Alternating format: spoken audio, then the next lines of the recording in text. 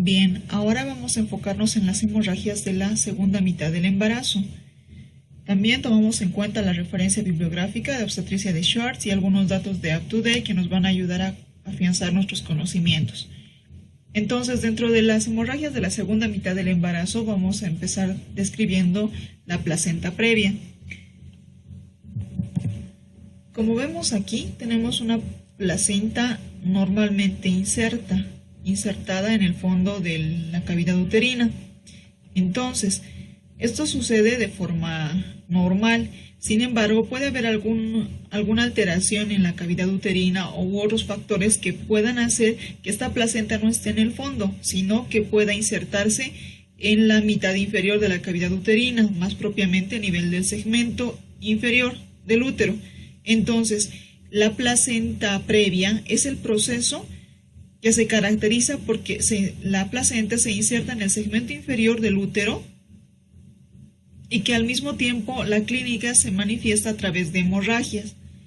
Este tipo de hemorragia puede ser desde leve hasta severo, dependiendo de las características de la inserción de la placenta. Entonces, la hemorragia está frecuente, es por eso que esta alteración se describe dentro del grupo de hemorragias de la segunda mitad del embarazo. Es frecuente que esté la hemorragia, sin embargo, puede existir un mínimo porcentaje, entre 20%, lo describe la literatura, que presente hemorragias que sean bastante escasas o bien que no existan hemorragias durante la presencia de placenta previa. Esto más que todo en casos en los cuales la placenta no está tan cercana al cervix uterino, sino más bien se encuentra en el segmento inferior, pero más lateralizada. Entonces, esta variación puede existir. También existe o es necesario describir la frecuencia de la placenta previa. Se describe de cada 200 a 300 embarazos existe una placenta previa.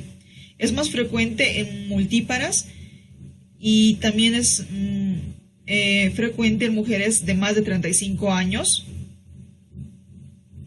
y muy raro que se vean mujeres con embarazos en mujeres de 25 años de edad que tengan aunque sean multíparas, pero que es muy difícil que presenten placenta previa.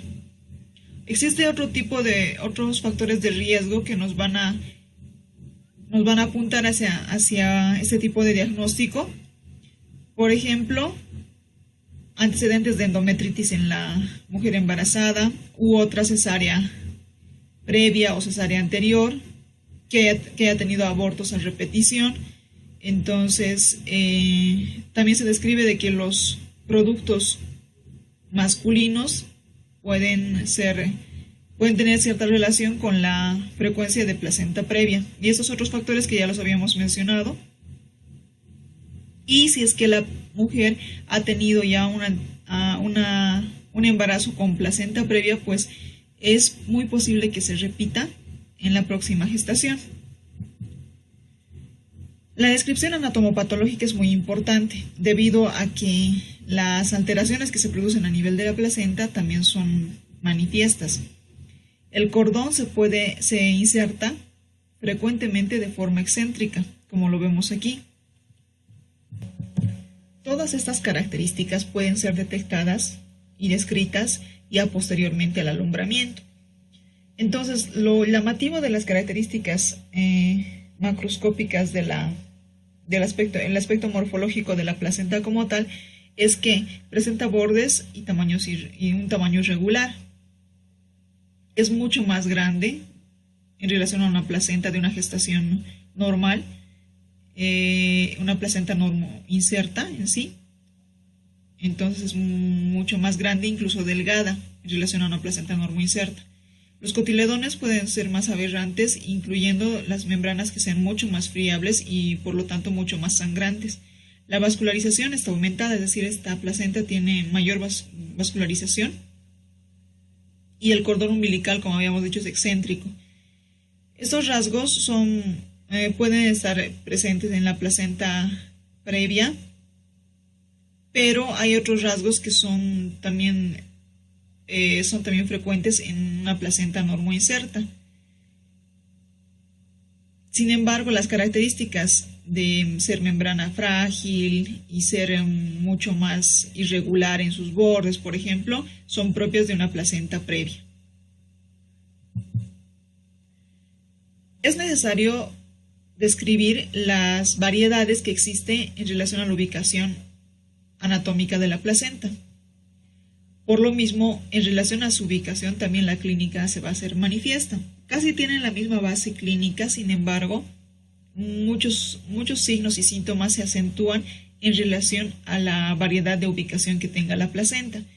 Por ejemplo, aquí podemos observar una placenta marginal. La placenta lateral se encuentra mucho más arriba.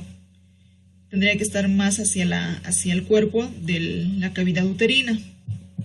En sí, la placenta lateral se inserta en el segmento inferior, pero de forma más esquemática se describe en el tercio inferior del cuerpo del útero.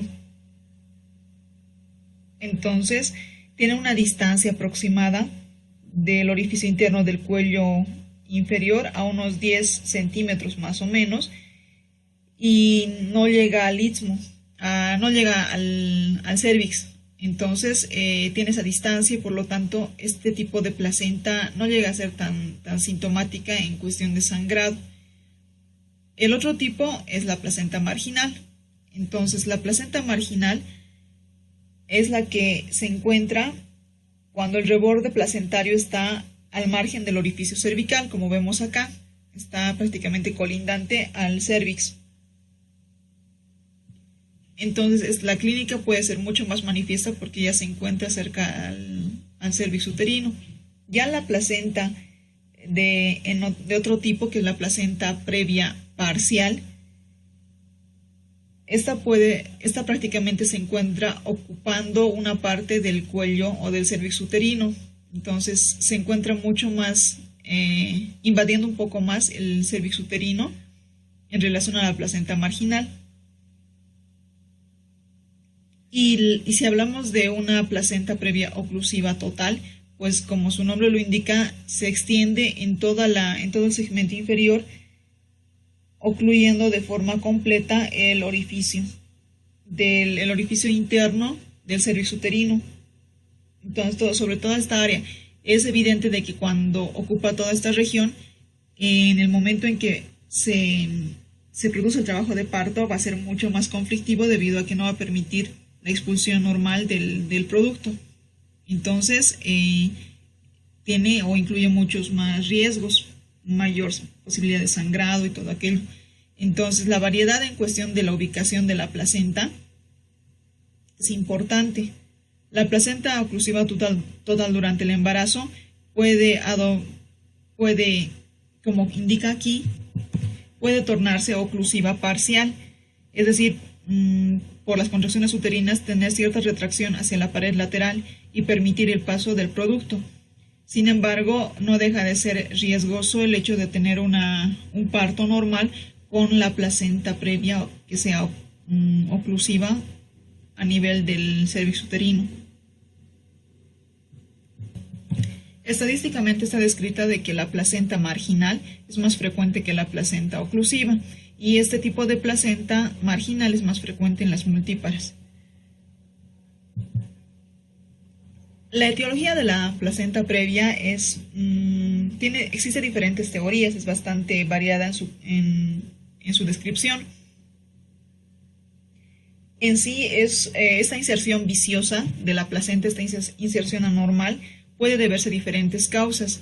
Dentro de ellas se describe la tardía aparición de la capacidad de fijación del trofoblasto, es decir, que la alteración está en la fijación del trofoblasto.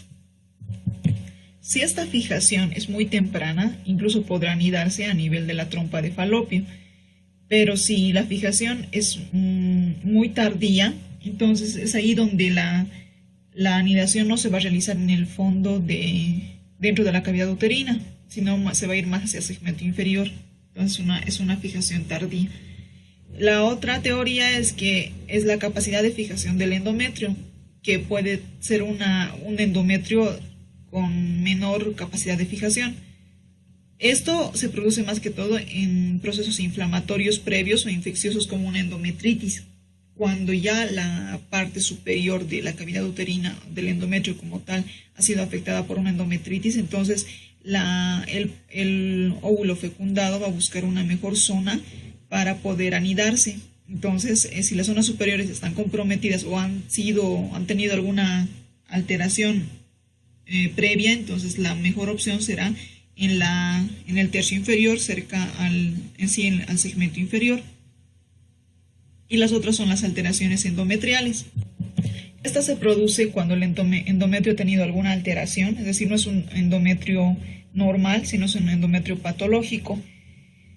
Es decir, que las vellosidades que están destinadas a atrofiarse normalmente durante el proceso de desarrollo del embarazo no se van a atrofiar de forma regular, entonces van a constituir una placenta en la caduca refleja.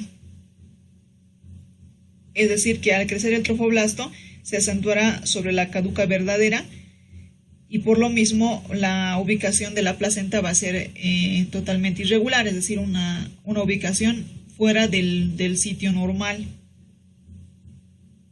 Tanto algunas alteraciones como una cesárea anterior o recurrencia en la aplicación de legrados uterinos o la multiparidad, por ejemplo, o que las gestantes sean añosas, o que haya la presencia de miomas uterinos, la endometritis que habíamos mencionado, y algún antecedente de placenta previa, también son factores que nos van a llevar a sospechar de una placenta previa en la gestación actual. Incluso, estos son factores uterinos, incluso pueden haber otros factores externos, como por ejemplo el tabaquismo, que lleguen a ser factores de riesgo, digamos, o sean factores que predispongan a la existencia de una placenta previa. En el caso de causas placentarias también están descritas el embarazo gemelar o la eritroblastosis fetal, el sexo masculino como habíamos mencionado, el tabaquismo como les decía y alguna otra toxicomanía que nos puede producir la implantación anómala de la placenta.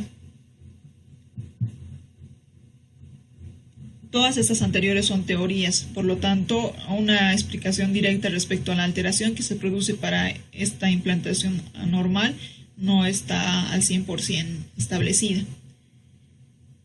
Entonces, para el diagnóstico, para darnos cuenta de que esta gestación presenta una placenta previa, será necesario empezar por lo más básico como una anamnesis para verificar antecedentes de placenta previa en gestaciones anteriores, hábitos de tabaquismo o diagnóstico de miomas, etcétera, etcétera.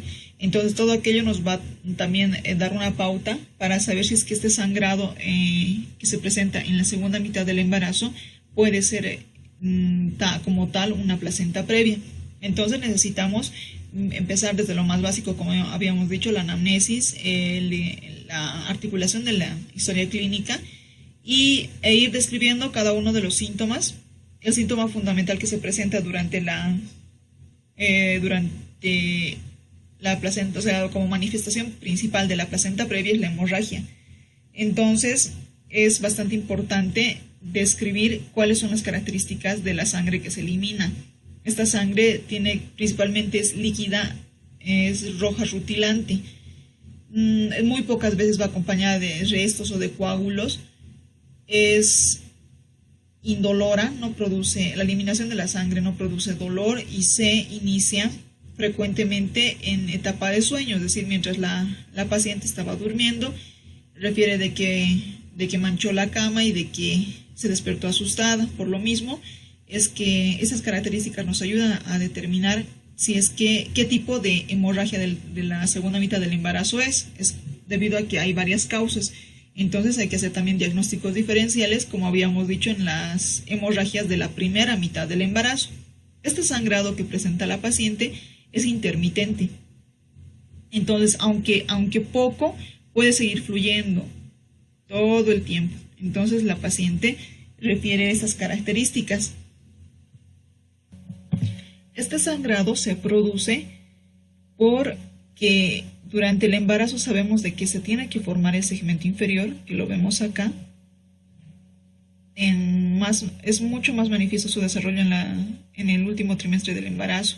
Entonces, como se está formando este segmento inferior, al formarse, llega a deslizar o a jalar las estructuras aledañas.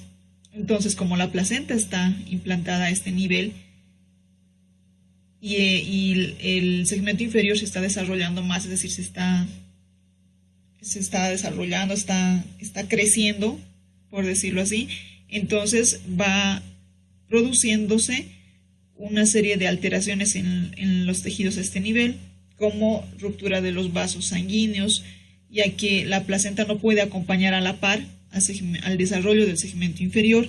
Entonces, la placenta se queda un poco suspendida para arriba, pero el segmento inferior sigue creciendo, se sigue desarrollando.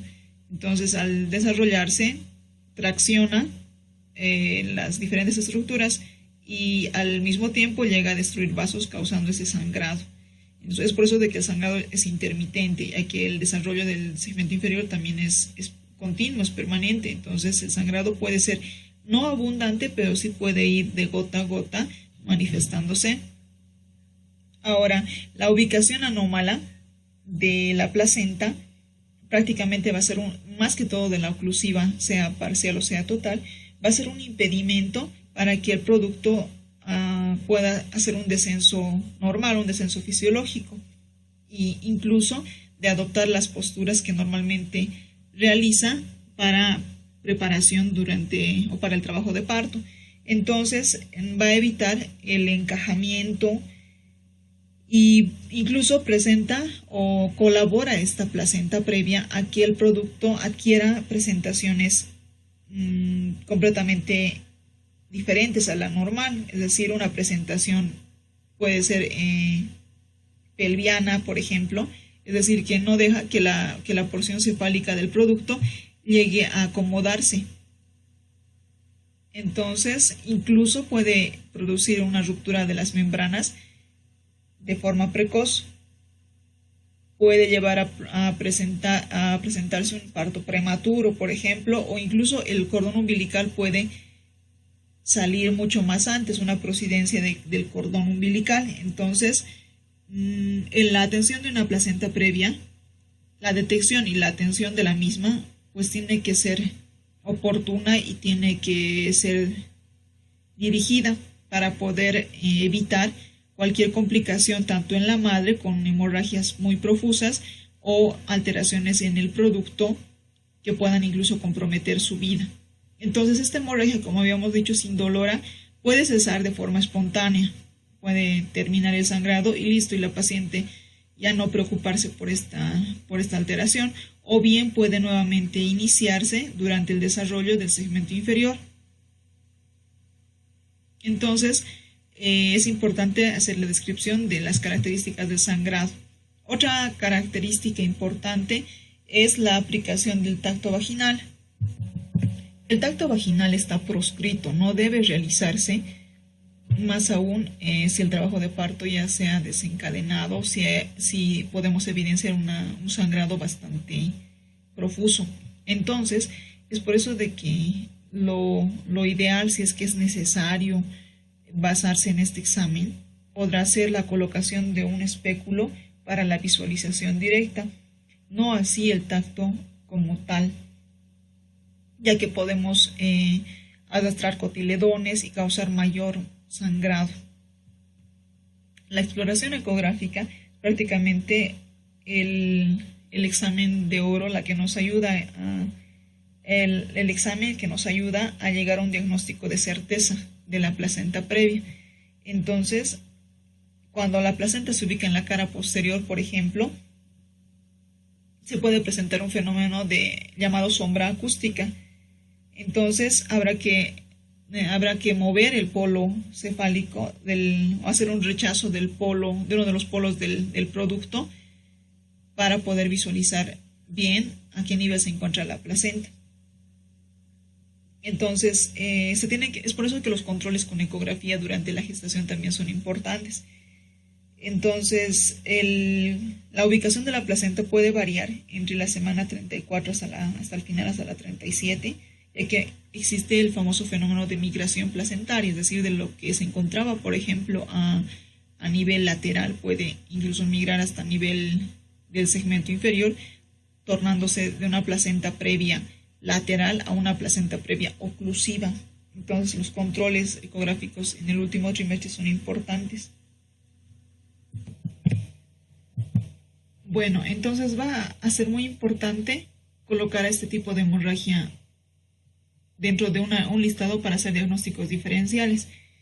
Lo primero que debemos excluir son las hemorragias que se presentan de origen ginecológico, es decir, hacer un examen principalmente con especuloscopía, utilizando el especuloscopio para poder visualizar cuál es la característica del cervix uterino y verificar si es que puede ser un cuadro cancerígeno, eso obviamente haciendo la toma de muestra y todo aquello, ¿no? Dependiendo a lo que se encuentre la visualización directa. La rotura de las varices vaginales puede también ser otra causa de sangrado, entonces tiene que ser descartado.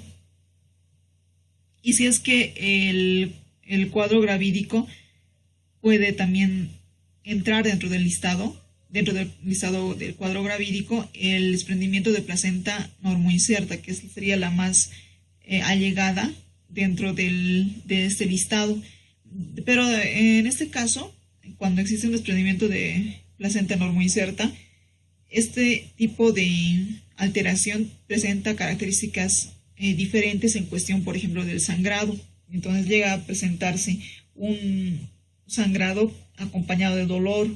El sangrado llega a ser mucho más oscuro, incluso con coágulos. El útero se torna bastante duro, o sea, de una consistencia leñosa. Entonces, las características del desprendimiento son diferentes. Ahora puede también describirse la rotura del seno circular. Entonces, como vemos, si hablamos de las de origen ginecológico, entran estas dos primeras. Y a las de origen obstétrico está el desprendimiento prematuro de placenta normoinserta, que es la más frecuente para poder hacer la correlación. Sin embargo, la clínica es la que va a mandar y la que nos va a guiar. Ahora, cuando ya hemos llegado al diagnóstico de que sí es una placenta previa a través de nuestro examen clínico ecográfico, entonces es importante hacer un tratamiento del mismo.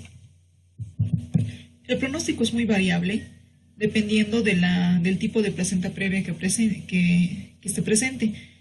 Ahora, si la hemorragia no es muy importante, si es una hemorragia escasa, gota a gota, y la edad gestacional es menos de 36 semanas, entonces debemos verificar bien cuál es la madurez pulmonar del producto. Si es que la madurez está ya óptima, entonces podemos proceder a una conducta quirúrgica. Sin embargo, si la madurez pulmonar aún es deficiente, por ejemplo, en una gestación de 30 semanas, por ejemplo, entonces será necesario proceder primero a hacer el tratamiento o hacer la conducta dirigida hacia a mejorar o a adelantar o acelerar la maduración pulmonar y posteriormente proceder a la conducta quirúrgica. Mientras tanto, si es que vamos a realizar esta maduración pulmonar, el reposo absoluto de la paciente es importante. No tiene que realizar esfuerzos, caminatas prolongadas o subir escaleras. Entonces, el reposo absoluto, además del control de la hemorragia, debe ser permanente. Y si es que estamos realizando la maduración pulmonar, pues debemos hacer que la madre permanezca tranquila, haciendo el control de la hemorragia, del sangrado, y administrar uteroinhibidores, si es que fuera necesario, si es que el trabajo de parto se está iniciando y hay las contracciones uterinas, entonces habrá que hacer una uteroinhibición con diferentes fármacos. Dentro de ellos, por ejemplo, la indometacina, otros fármacos que habíamos descrito como la ritodrina, o fármacos que se describieron en el tema de amenaza de parto prematuro. Entonces habrá que hacer todo ese tratamiento, toda esa secuencia que se indica en ese tema para poder controlar el inicio del trabajo de parto hasta tener una adecuada maduración pulmonar y a la par controlar la estabilidad materna haciendo vigilancia del sangrado.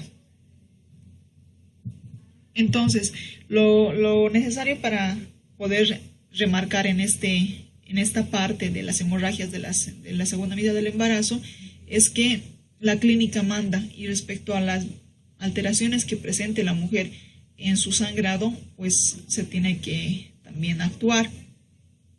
Muchos otros describen la amniotomía como un procedimiento que tiene efecto hemostático, es decir, que la salida de líquido permite el apoyo de la presentación para esto sobre la parte inferior de la placenta. Entonces esto va a ayudar aparentemente para disminuir el riesgo de sangrado.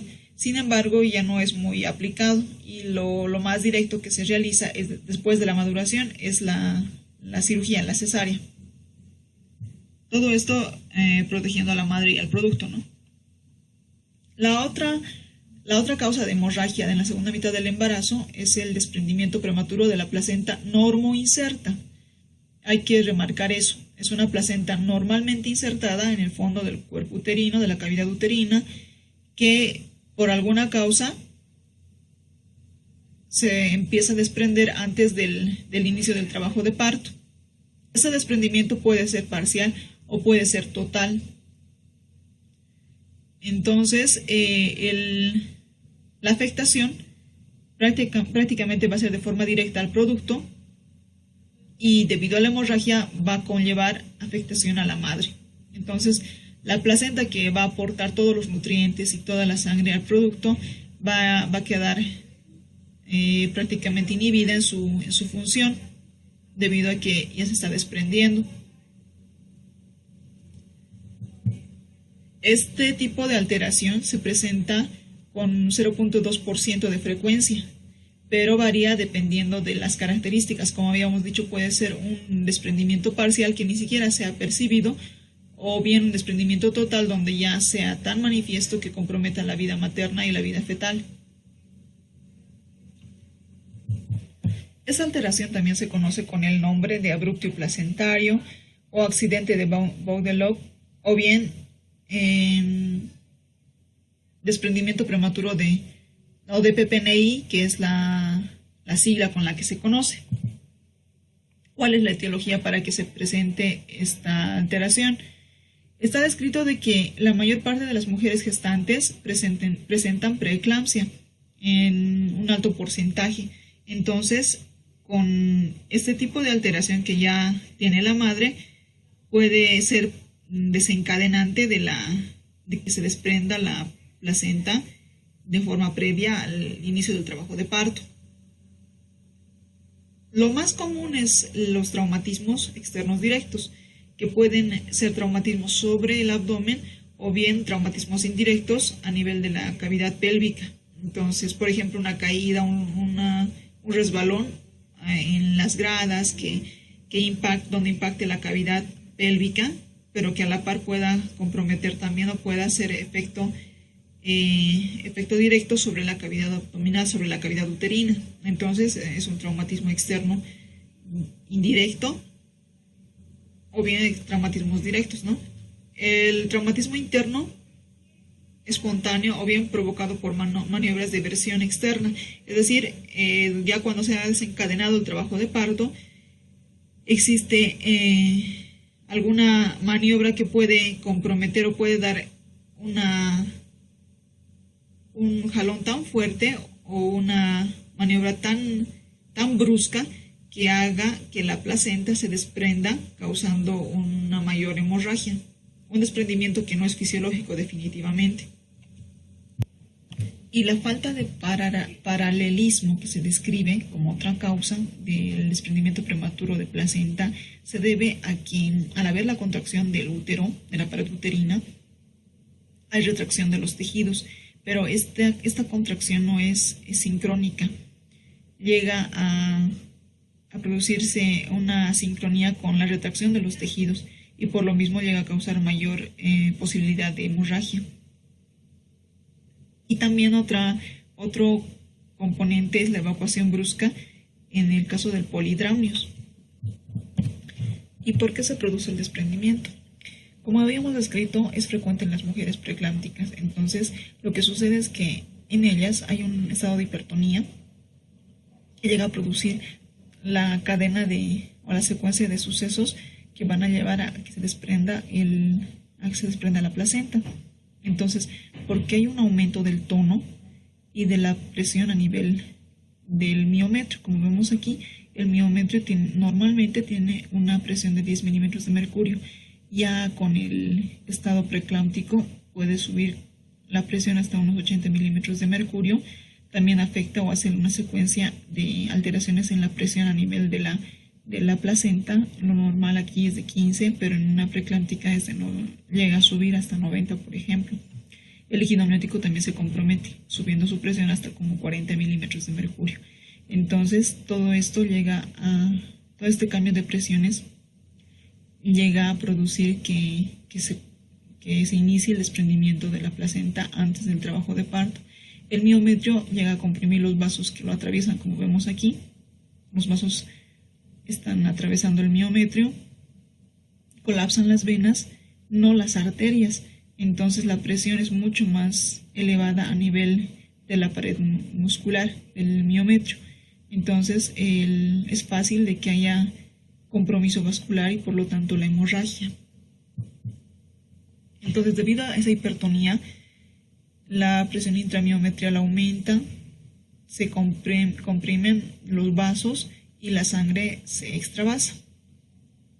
Toda esa sangre se colecciona muchas veces como un hematoma retroplacentario, lo llaman también, y toda esa sangre atrapada aumenta también la presión sanguínea y esto va a repercutir causando una anoxia a nivel una anoxia fetal.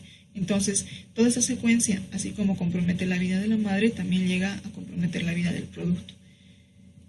Entonces, aumenta la permeabilidad de las paredes de los capilares. Entonces, se llegan a producir edemas y hemorragias. Se forma el hematoma que habíamos dicho, el retroplacentario, e incluso puede degenerar el miometrio. Entonces, es por eso de que se produce mayor dolor en la cavidad uterina, todo repercutiendo, haciendo una alteración en el producto, es decir, anoxia fetal. ¿Qué pasa con la anatomía patológica? La descripción de la placenta en el desprendimiento prematuro es importante para poder hacer el diagnóstico diferencial con la placenta previa. El hallazgo principal es el coágulo retroplacentario que habíamos descrito. Hay hematomas en la zona decidual, áreas de necrosis o de microinfartos a nivel de la decidua. Pueden haber restos de fibrina o incluso una manifestación de trombosis de las venas retroplacentarias. Entonces, todo el compromiso como tal se debe a la hipertonía que habíamos descrito. Toda la sangre que venía de la circulación materna pues va a quedar atrapada, extravasada a nivel retroplacentario. Si es que la hemorragia es mucho más evidente, esta hemorragia queda atrapada o llega a invadir la pared uterina de forma más extensa, haciendo una disociación de los haces musculares. Toda esta colección sanguínea se evidencia a través de coágulos dentro del útero. Es por eso de que la característica del sangrado es diferente en relación a la placenta previa, porque ese sangrado es mucho más oscuro e incluso con la presencia de coágulos. Entonces, como su comienzo es de forma brusca y puede acompañarse o no, o sea, puede evidenciarse o no el sangrado. Muchas veces se queda solo en la cavidad o bien sale ya a través del cervix uterino y se puede ver ese tipo de sangrado. Este es un feto muerto por un desprendimiento prematuro de placenta. Entonces, si existe la hemorragia, o sea, si podemos evidenciar la hemorragia, si no es abundante, vamos a ver las características específicamente. Si tiene una coloración negruzca, más oscura y con la presencia de coágulos. Esta eliminación de coágulos puede ser intermitente, al igual que el sangrado. Frente a la hemorragia también está presente el dolor, que es un dolor agudo, que va aumentando en intensidad. ¿Dónde es más frecuente? Donde está el desprendimiento. Es ahí donde comienza el dolor. Y este desprendimiento puede ser completo o total y llegar a producir un cuadro de choque en la gestante. Y al mismo tiempo, aparte de haber un choque hipovolémico, llega a producir mortalidad fetal por el estado de anoxia. Entonces, al tacto vaginal, si lo realizamos, vamos a poder detectar las membranas que están muy tensas. La pared uterina se hace mucho más tensa. Toda esa presión uterina llega a causar mucho más dolor. Y a la par, si es que queremos definir cuál es la presentación del producto o cómo está si tiene movimientos, etcétera, va a ser muy difícil percibir incluso las partes fetales del producto, debido a esa característica de tensión de la pared uterina. Entonces, ¿cómo llegamos al diagnóstico? Habíamos dicho que la clínica manda, entonces este sangrado va a ser oscuro, acompañado de dolor abdominal, a diferencia del sangrado que se presenta en la placenta previa. La hipertonía uterina y la hemorragia con choque, generalmente con choque hipovolémico, si es que es un desprendimiento total, entonces prácticamente nos apunta a que es un abruptio placentario. Si la hemorragia es percibida, o sea, si podemos visualizarla, entonces hay que hacer diagnósticos diferenciales. Sin embargo, las características que presenta este sangrado hace difícil de que podamos confundirlo con otra alteración u otro tipo de hemorragia en la segunda mitad del embarazo. Si es que no percibimos, si no visualizamos la hemorragia, pero sí detectamos de que está presente a través de ecografía, entonces tenemos que hacer otros diagnósticos, como por ejemplo rotura del útero o aumento de tamaño del mismo. Además de la tensión, nos pueden apuntar a que existe un polidramnios agudo. Entonces hay que descartar estos diagnósticos. Entonces dependerá también del tipo de desprendimiento que haya, total o parcial. Muchas veces la formación del coágulo se queda en el centro, entonces prácticamente ni se elimina al exterior. Pero cuando la formación del coágulo es lateral, entonces ya es más fácil de que la hemorragia sea visualizada. Para el diagnóstico necesitamos hacer como en el tema anterior, como en la placenta previa, necesitamos hacer una evaluación ecográfica para ver el hematoma retroplacentario, ver las características de ecogenicidad y también el tiempo transcurrido, si es que hubo algún traumatismo, por ejemplo. Entonces hay que detectar el hematoma. Eso también nos ayuda, o este examen nos ayuda para hacer el diagnóstico. Si el desprendimiento es poco extenso, es decir, se visualiza un pequeño coágulo y no hay sangrado y el dolor es muy leve, entonces el embarazo puede continuar, pero hay que hacer vigilancia respecto al desarrollo del producto, a la maduración fetal, pulmonar fetal y al estado hemodinámico de la paciente, de la madre. Si es que el coágulo es mucho más grande, el desprendimiento es de mayor extensión, entonces habrá que iniciar el trabajo de parto.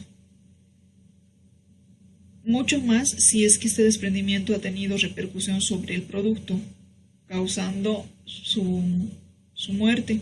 Entonces, si evidenciamos ausencia de latido cardíaco, ausencia de actividad fetal, entonces tenemos que sí o sí proceder a una evacuación protegiendo la vida de la madre. Ya que si realizamos un tratamiento inadecuado, pues no solamente se comprometería la vida del feto, sino la vida de la madre, llevándole a un shock hipovolémico y la muerte posteriormente. En el texto nos muestra, en la bibliografía que tenemos, nos muestra una tabla bastante útil para poder hacer el diagnóstico entre placenta previa y desprendimiento prematuro de placenta normoinserta. En estos vemos las características uterinas, como ser la presencia de dolor. Ya habíamos explicado en cuál sí y cuál no hay dolor, además de las características de su tonicidad, que generalmente está elevado el tono en el desprendimiento. Vemos las características de la hemorragia, como habíamos descrito, las características del producto, también como lo describimos, que en el desprendimiento ya puede comprometer la vida fetal y morir el producto. Y también las características ecográficas respecto a la detección del hematoma retroplacentario o bien a la inserción baja de la placenta. El tratamiento. La hemorragia no se detiene mientras el útero no se evacúe. Entonces hay que hacer la intervención de forma urgente para extraer el producto. Entonces muchas veces es necesario hacer el parto por vía vaginal, aunque el feto esté muerto, más que todo protegiendo la vida de la madre. Entonces permitimos de que el trabajo de parto se instaure o conducimos o hacemos la inducción para que se elimine el producto ya muerto, utilizando oxitocina. La perfusión de oxitocina es importante, eso nos ayuda a cortar tiempos también. Y en caso de que no se pueda realizar esto debido al compromiso de la madre, al compromiso hemodinámico o un choque hemorrágico, entonces la operación cesárea será la indicada. Si la mujer embarazada está mucho más, con mucha mayor alteración, entonces hay que recurrir a este procedimiento quirúrgico. Más aún, si el producto está vivo, entonces para proteger tanto a madre como a feto hay que actuar de forma urgente. También está descrito que se realiza la cesárea si es que la inducción del parto se prolonga o bien la inducción fracasó. Entonces es necesario establecer con precisión el estado de la fibra uterina, verificar que hay una buena contracción posterior a la extracción del producto y de la placenta, ya que si se presenta atonía uterina, pues vamos a tener que actuar de forma emergente realizando la histerectomía para evitar mayor sangrado. Entonces es importante detectar este cuadro a tiempo para proteger la vida del feto y de la madre, ya que ambas están comprometidas. Esto más que todo describiendo el desprendimiento prematuro de placenta normoinserta. Entonces, dentro de estas dos entidades es necesario diferenciar, saber bien la clínica y conocer en forma global cuáles son las causas de hemorragia durante la gestación.